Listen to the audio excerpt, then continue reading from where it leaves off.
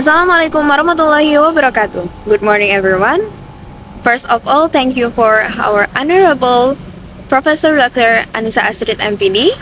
My name is Rifda Rahmania from English Education Study Program, Unradan Fata Palembang, Class B 23. Today, I would like to present my research proposal under the title Teachers' Belief and Practice in Using Problem-Based Learning for Teaching Reading at Junior High School in Palembang. The first one is a research background. In the teaching and learning process, teachers believe that important role because they influence teacher teaching practice and classroom decision. Some teachers believe that problem-based learning or PBL is effective method for teaching reading because it encourages students to think critically, solve problems, and become more active in the learning.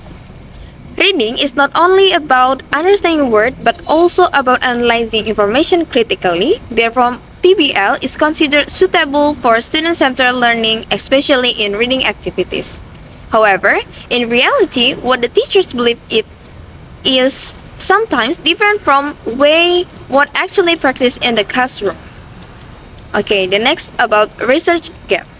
The most previous studies focus on the third point, effectiveness of PBL, student achievement, and reading comprehension result. Those studies mainly discuss about student outcomes.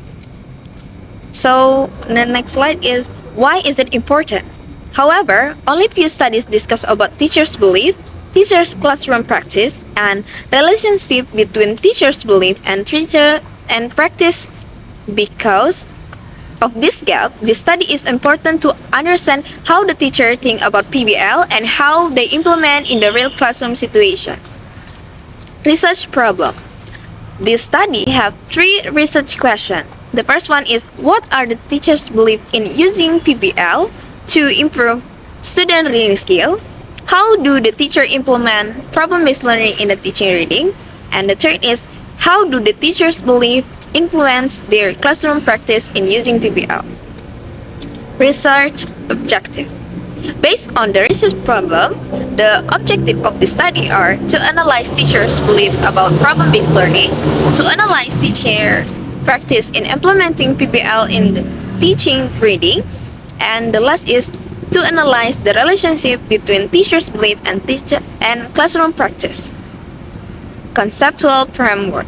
This conceptual framework explains the relationship between teachers' belief and teachers' classroom practice. Teachers' belief influence how they implement problem-based learning in the teaching reading process. In other words, what the teachers believe about teaching and learning may affect the strategies, activities, method they use in the classroom. Teachers' belief.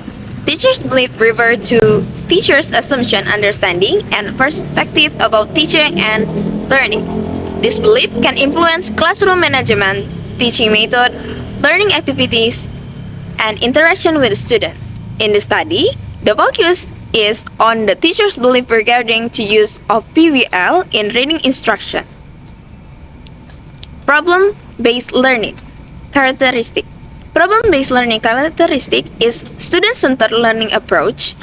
They are student-centered learning, real-world problem, collaboration, active participant, and problem solving. Through problem-based learning, students are encouraged to work together and solve contextual problems actively. Stages of problem-based learning. There are several stages in problem-based learning. The first one is problem identification. Secondly is discussion. Third is information gathering. Fourth is problem solving. And the fifth is reflection. These stages help students become more independent and critical in learning. Problem-based learning in the teaching reading. PBL can help students discuss ideas collaboratively, analyze text critically, improve reading comprehension, solve contextual problems. Therefore, PBL considered appropriate for improving student engagement in reading activities. So, the example of PBL activity. PBL implementing in teaching reading. The first, student read the text. Then, identify the problem from the text. After that, students discuss the problem in the group.